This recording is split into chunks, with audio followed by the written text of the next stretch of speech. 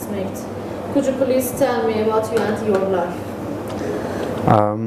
I was born in 1975 in a village outside a small town of Bratunac in eastern Bosnia.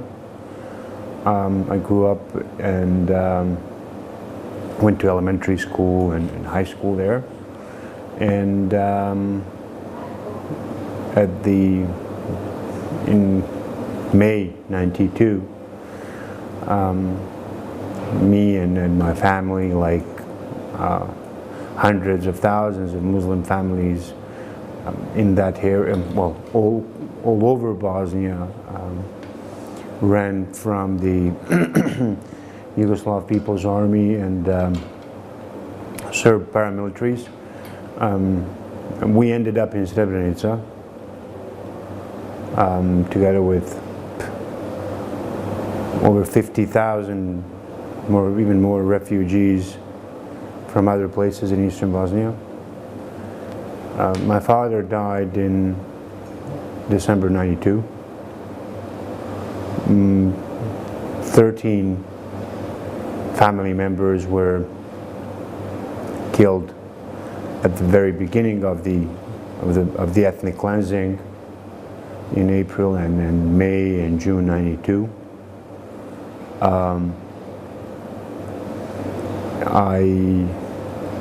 After my father died, my sister and my mother were deported or evacuated by the United Nations from Srebrenica to Tuzla. And following that, I started working as an interpreter for the United Nations. In July '95, I was there when the town fell to the Serbs, and I survived that. I was, well, one of the apparently few who survived. I came to Sarajevo immediately after the war. I studied political science and worked as a journalist. In 2002, I went to The Hague, where I worked as a correspondent from the International Criminal Tribunal for the former Yugoslavia. In end of 2004, I came back. I took my MA at the University of Bologna. Took my master's, my PhD following that at the University of Hamburg. And I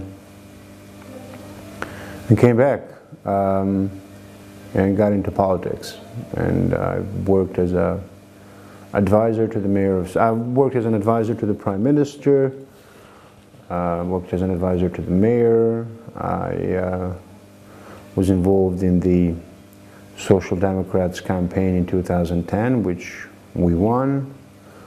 I helped start up another political party in 2012, which is called Democratic Front, which I'm a member of today, and which is part of the government.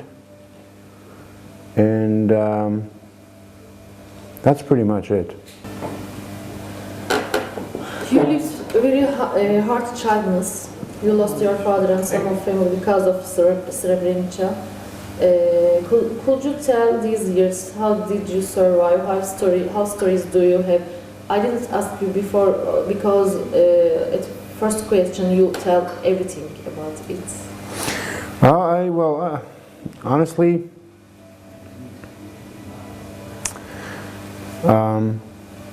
you know,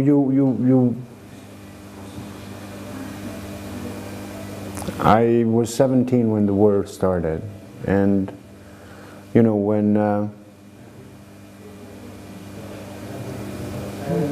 you see your family being killed, when you see your friends being killed, it essentially defines who you are. It defines how you see the world. It defines what you want from the world. It defines how you see your life, other people's lives. it defines your posture through life. And my experience, everything that I've seen between the age of 17 and the age of 20 made me understand that this life is a fight. Maybe, in another life you don't get to fight. But this life is about struggling. Is about struggle for your personal space, is about struggle for your existence. It's about continuous struggle. When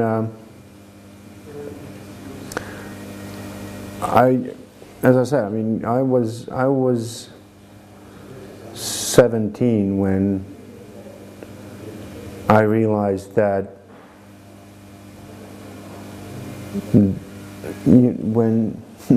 when the Serb paramilitaries came to our village,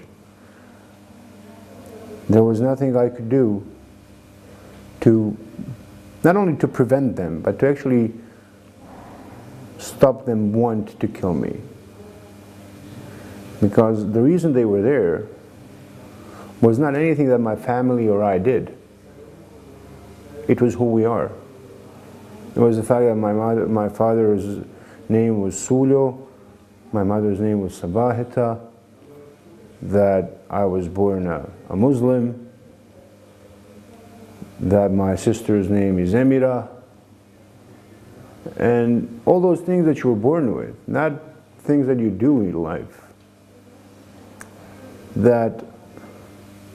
And when you realize that at the age of 17, when you realize that there will always be people out there who will want to kill you, who will want to physically remove you from this world in various ways because of who you are, because of who you inherently are, what you inherently are.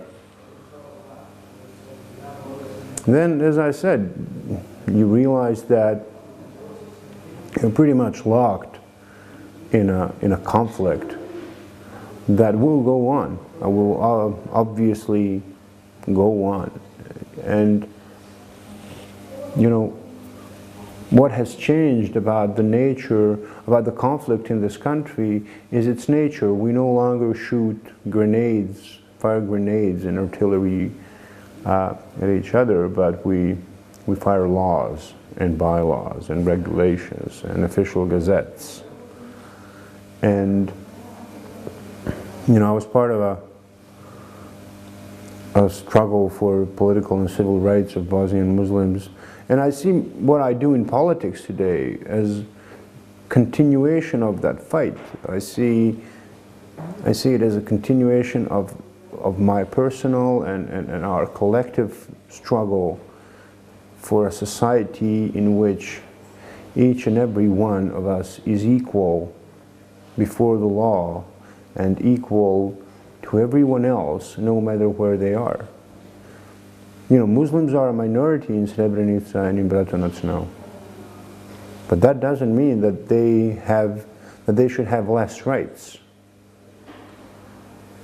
And I think that works for all other groups in this country. You shouldn't have less rights if you are less in number, And we did that in Srebrenica, and we did that in Bratunac, and in the rest of the so-called Republika Srpska, because we actually believe in the equality of all citizens of this country everywhere, every step of the way, every chunk of this country.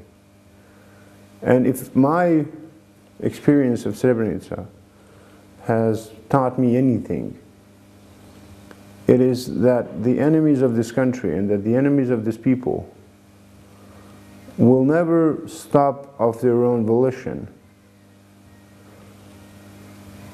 The only reason they will stop is if they are either utterly defeated or if they are made to realize that the price that they have to pay for continuing is going to be too high.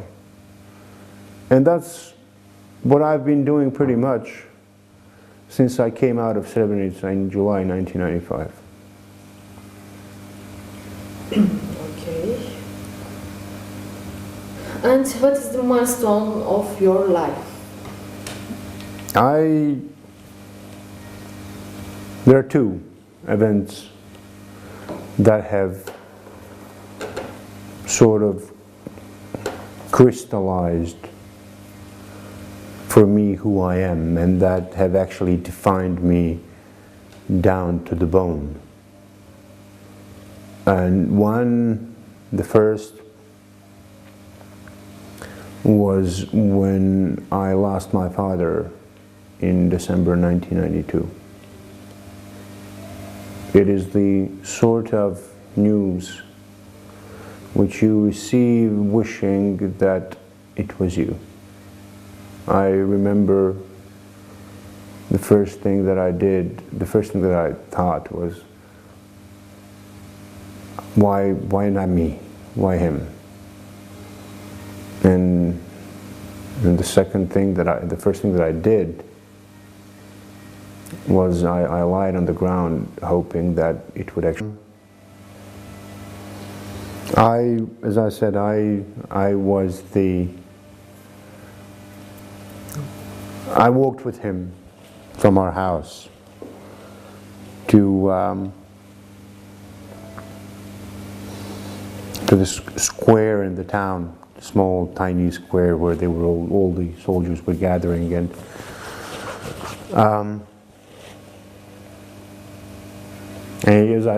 he told me two things. One was to study, to educate myself, if it was ever over, to go to school. And the other was to listen to my mother. And I guess,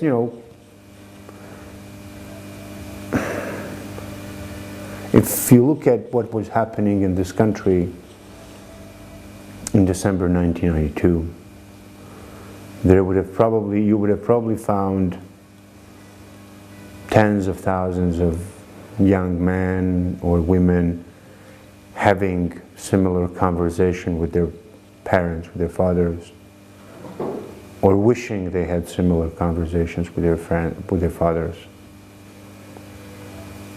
But, and on a big scale, it was just another family in hundreds of thousands of families getting hurt. In my life, it was a moment that made me realize how alone I actually was, And then you realize that very quickly when you lose your parents. Especially in a time like this, when there's at a time like that, when there's no security nets of any sort, when there's no safety nets of any sort, when the society fails to protect you completely, it's a very, for me it was a lesson in social Darwinism, honestly, on one level. The other milestone in my life was the fall of Srebrenica.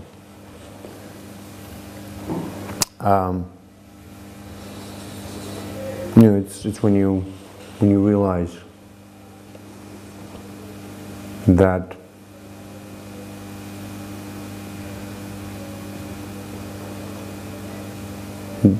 there's no running.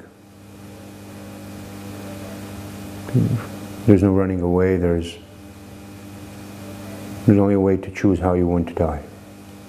You want to go out fighting, or you want to surrender yourself and die under their terms. And you know, I had the very dubious privilege of being able to watch most of it.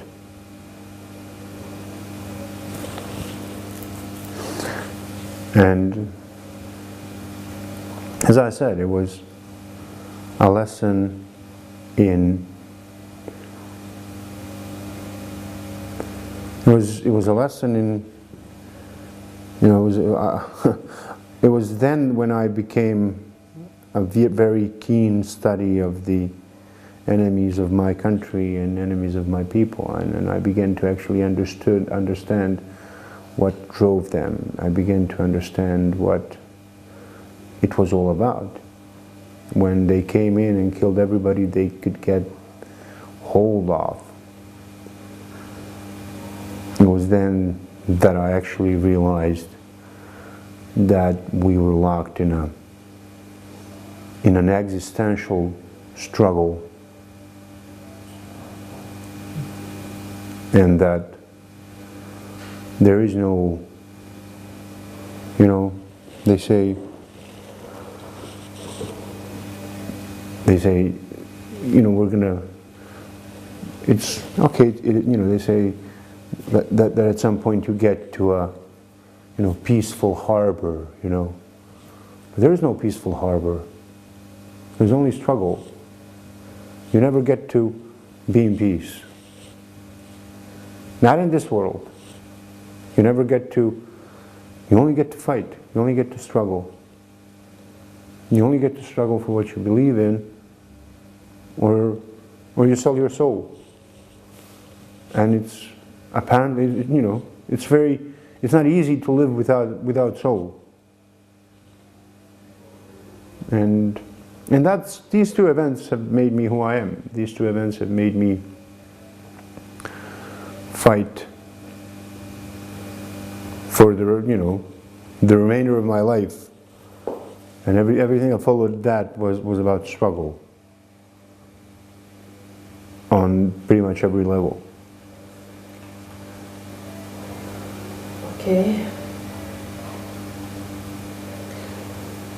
And you assured a Bosnian mayor to be elected through a very successful election campaign in Srebrenica. How did you carry off the campaign, and what was the target of this campaign? Tamam, it's not a problem. Okay, we can start. The goal of that campaign was very clear and straightforward. We wanted to prevent Mr. Milorad Dodik, who is the president of the so-called Republika Srpska, the entity in Bosnia, and his party to elect the mayor of Srebrenica. It was very simple. What we had to do, however, was out of the ordinary, and that is what made that campaign noted. Because there was not enough voters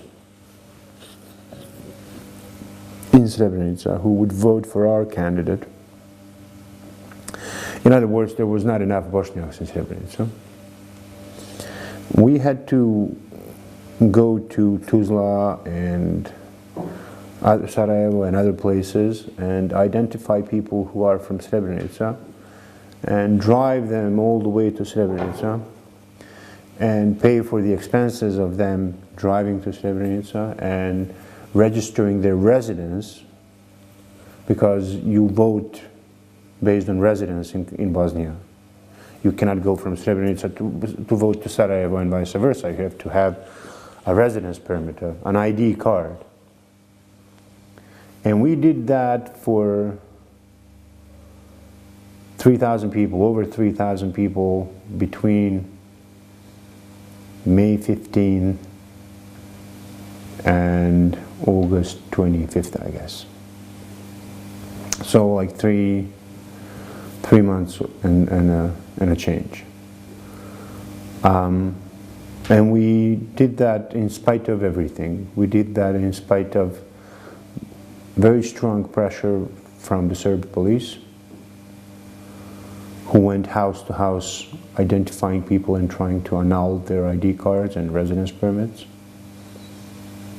and filed charges against those people. We did that despite the lack of willingness on the part of the international community to help. Some countries did help, there's no doubt about that.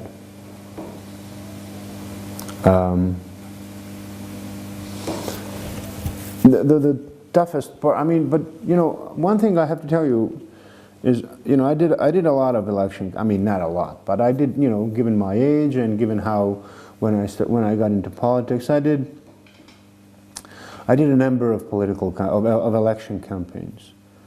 And this by far was the best campaign I ever was part of. And and the young men and women that I've worked with have made me proud of this country for the first time in a very long time.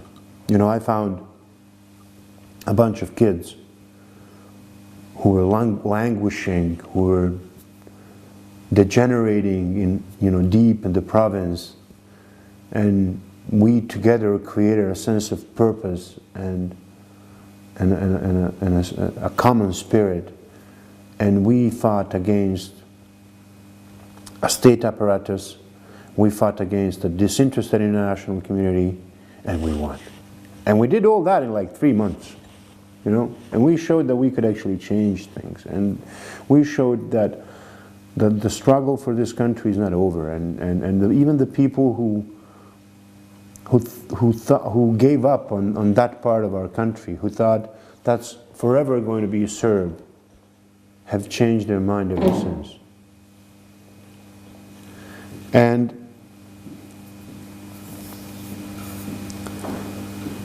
you know, I remember, I mean, you know, it started I remember I went there on May 4th, and you know, what was very funny is that our politicians wanted to either boycott the elections or you know, they wanted to boycott the elections. And it's like, you know, boycotting the elections is like boycotting the rain. It's like boycotting the air. You can't boycott the elections. You know, in elections you go out and you vote, and you win or you lose. It's end of story. And we prevented them from doing that, you know. And we fought very successfully for one non-partisan candidate that was acceptable to all the pro-Bosnian parties. And we found the money, and we identified the electorate. And we transported them to Srebrenica once to register their residence, and then we drove them back. And then we came back 3 months later, drove them to vote, and then drove them back home. It was a very complex operation, and it rested on the backs of about 20-something men and women, young men and women, students, kids, you know, for whom that was the first experience of politics ever, and the first experience of campaign. And as I said, you know, looking at them, and I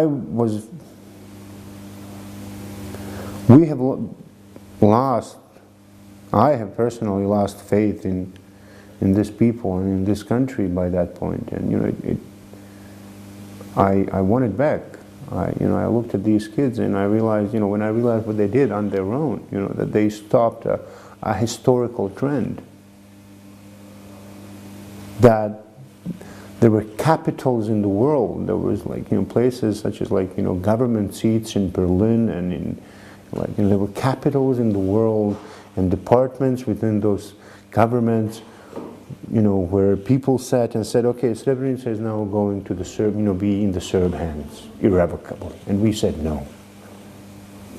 We said, no, we don't care what you say. It is never going to be like that. And we're going to have to do the same thing in a year and a half from now. Local elections in this country are going to be called in May next year. And we're going to have to do the same thing. And I'm only hoping that our political class has realized, has understood the importance of holding on to Srebrenica and the importance of holding on to that part of the country and the importance of that one person, of the mayor of Srebrenica, to all other returnees in all other surrounding municipalities. I come from Bratunac, you know, and I don't live there now, but I spend at least half my time there. And I know how much that means to people who have returned there, you know, to be able to look to Srebrenica and to know that in a part of the country where all the door is closed to them, all the doors are closed to them, where they're being repressed, there is one door that is open and that can be opened. And even if you don't get what you want, you can still get to open that door. And all the, you know, and pretty much everything around, all the surrounding area, hinges on that one mayor, that one office, one door. And I hope they realize that. I hope people who have much more influence than I do and much more money than I do realize that. I hope they realize that, you know, we cannot afford to lose Srebrenica. And the reason we cannot do that is that Srebrenica has to become the cornerstone of our strategic thinking. That when we look to Srebrenica, we look to the reason, why what happened in Srebrenica can never be allowed to happen again. So I hope they understand that. I hope they understand that if they fail Srebrenica, they're not failing. It's not an ordinary failure. It's a failure with historical consequences. And the question is, tamam mı? You became the Minister of Education and Culture of Sarajevo at 2010, and then what did happen?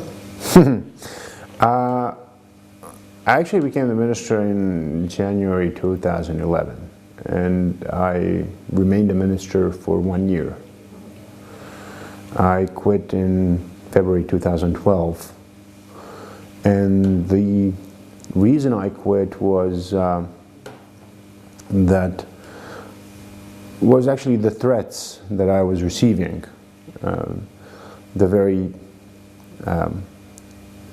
The actual reason was that one morning, or one evening actually, I found a bullet in an envelope placed at my door with a message that the hand of Allah will reach me. And I was, it was kind of, you know, it was actually really scary. I mean, it wasn't scary in a way that some of my previous experiences were scary. It was scary in a way that I was the figure that was central, instrumental to one of the most passionate divisions in this country. And I didn't want to be that. I didn't want to be a person for whom my people left bullets at their doorstep.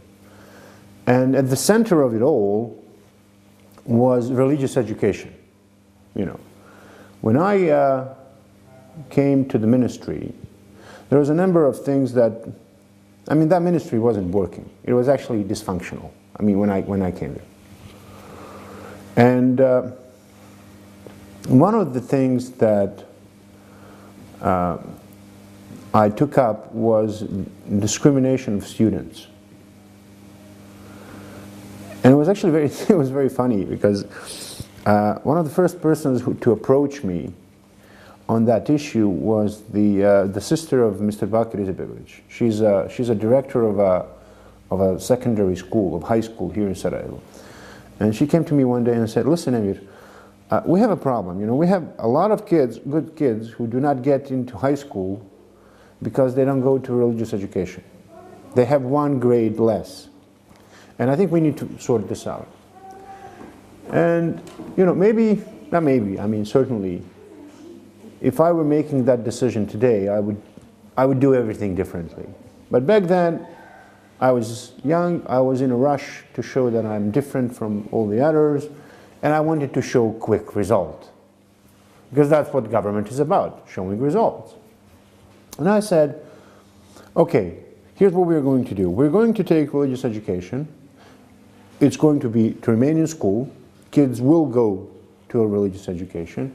The only difference that's going to be, it's that the grade from in religious education is not going to be part of the average grade that is required for you to move from elementary school to high school.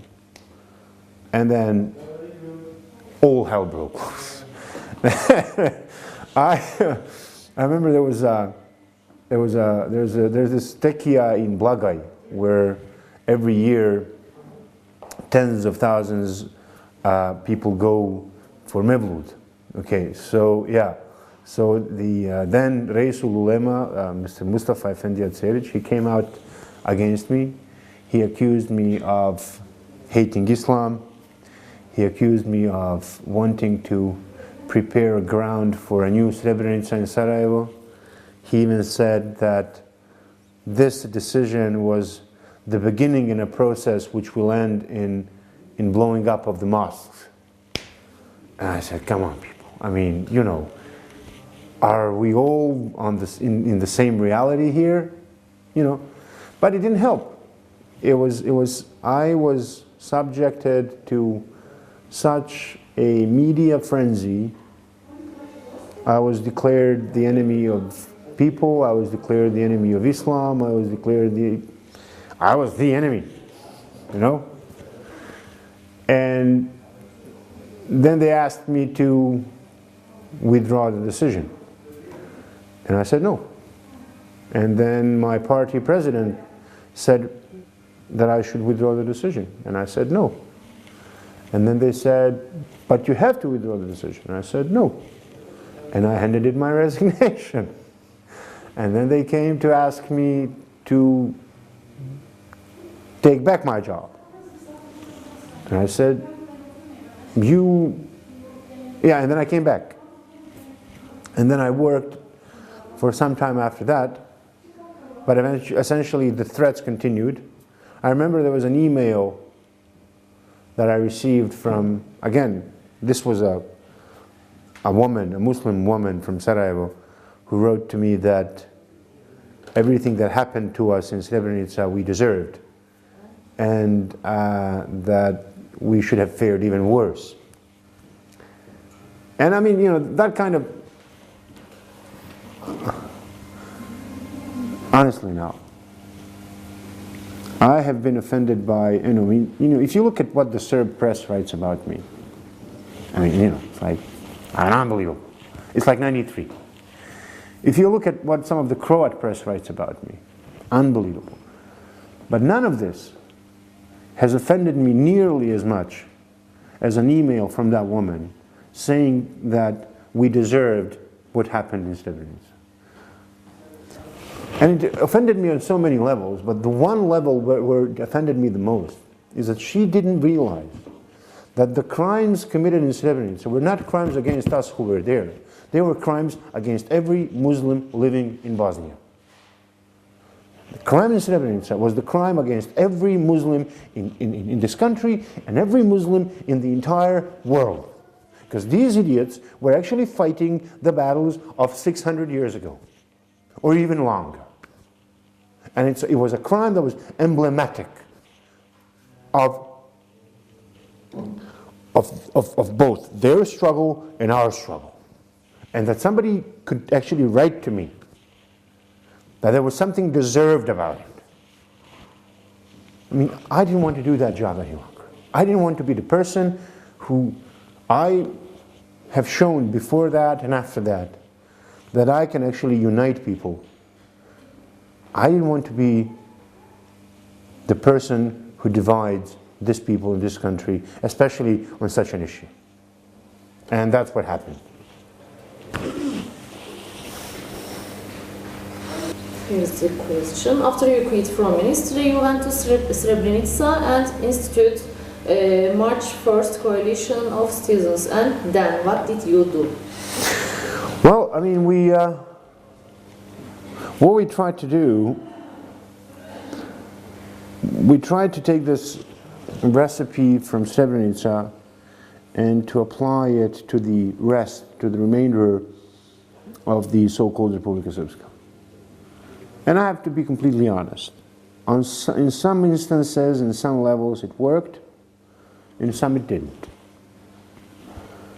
Our initial goal was to create a situation where the government would not have been possible and would not be possible to form without Bosniaks from Republika Srpska, either at the Republika Srpska level or at the state level, Bosnia-Herzegovina level. Our election system is relatively complicated, so let me put it this way.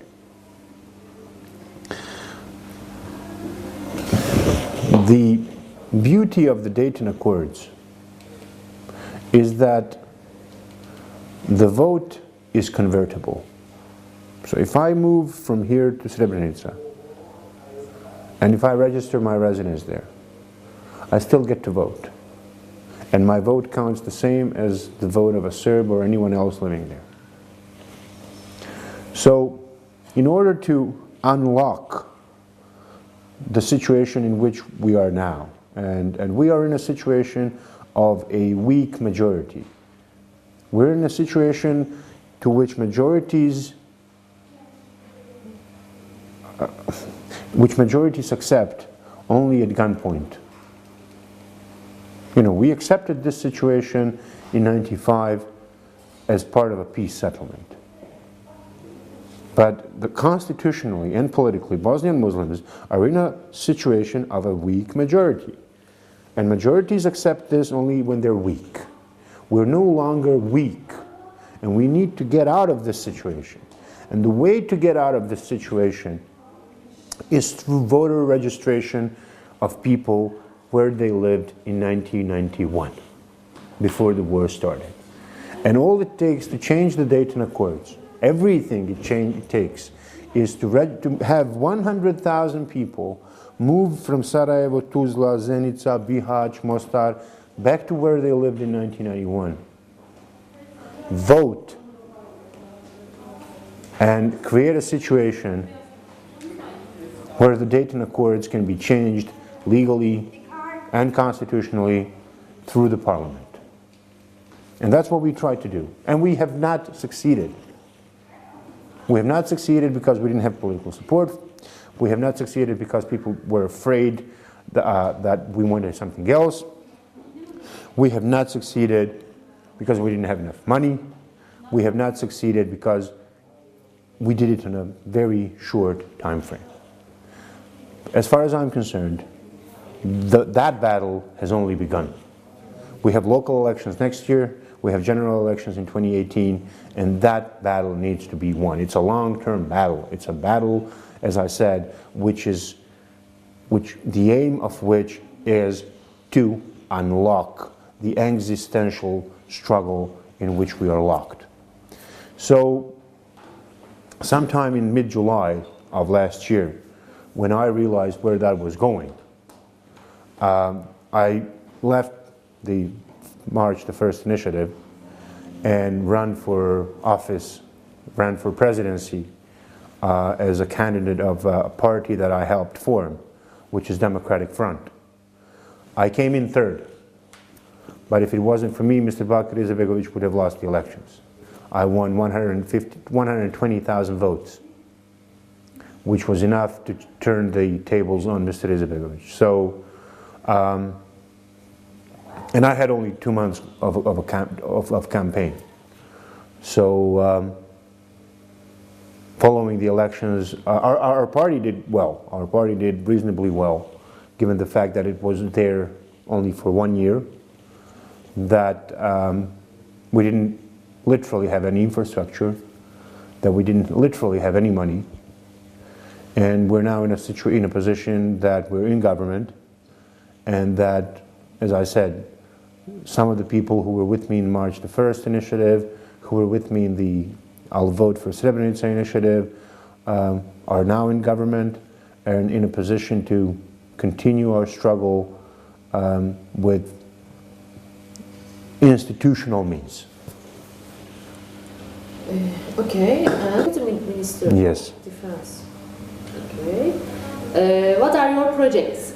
Well, the whole coalition was built around Bosnia getting membership action plan for joining NATO. And for this country to remain in one piece and to ward off any foreign attempts,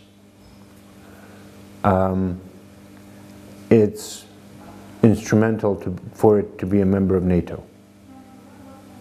We don't have to be a member of the EU, as far as I'm concerned, but we have to be a member of NATO.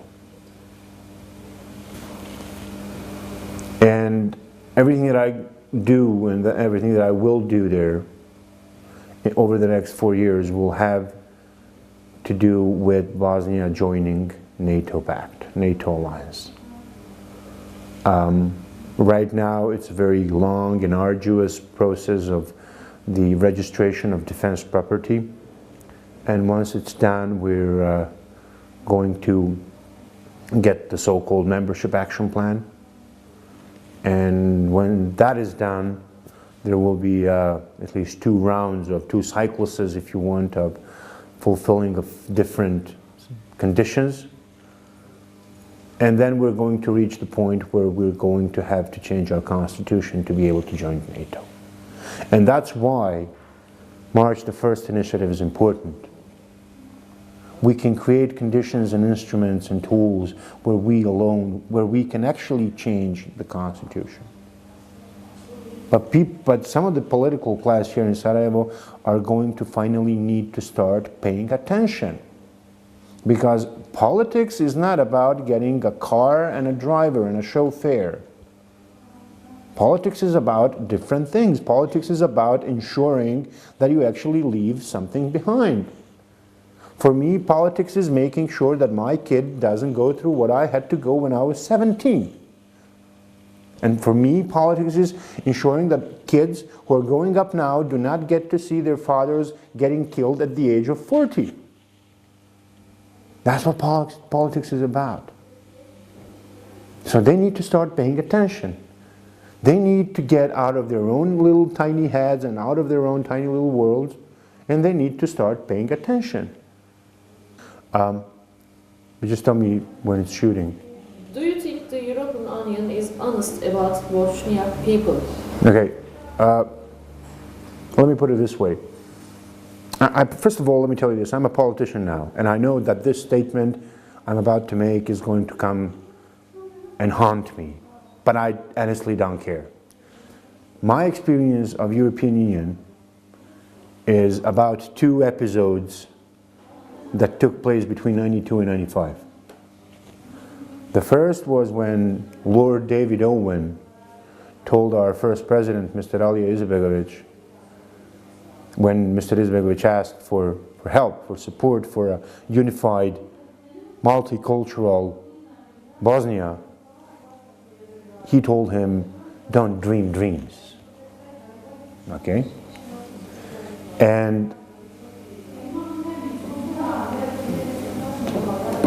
the second episode was in 95, after the Srebrenica fell, when on July 16th was, Srebrenica was a series of massacres that took 6 days, 5 days actually, The town fell on July 11th, and the last of the big massacres took place on July 16th in a place called Kozluk outside Zvornik.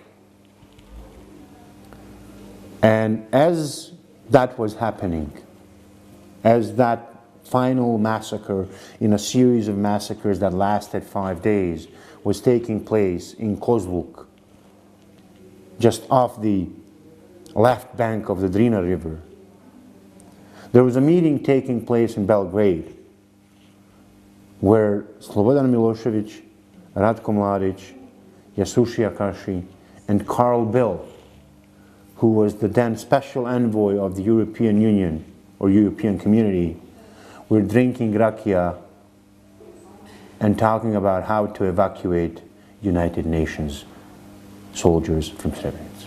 So these are the two events that in mind, when you say EU, what I see is Mr. Karl Bildt toasting with Mr. Slobodan Milošević at the very moment my friends are being mowed down by machine guns. These are the two events that illustrate EU for me. Okay. Can you say you live your life as you believe? I can honestly say I've paid a price. I've paid a very steep price, but at every step of my life I did what I believed was the best thing to do. Okay. And Alija Izetbegović, what is the meaning for you? He is the first president of my country. I was a journalist when he was alive and when he was at the height of his career. When he died, I was the first, I was the only, and that's a shame actually. You know, as you can see, my political career, in my public and political career, I was the first. I was always on the opposing side of SDA. But I remember I was in The Hague when he died. And a spokesperson of the prosecution made a statement that Mr. Izetbegović was under investigation. And nobody said a word.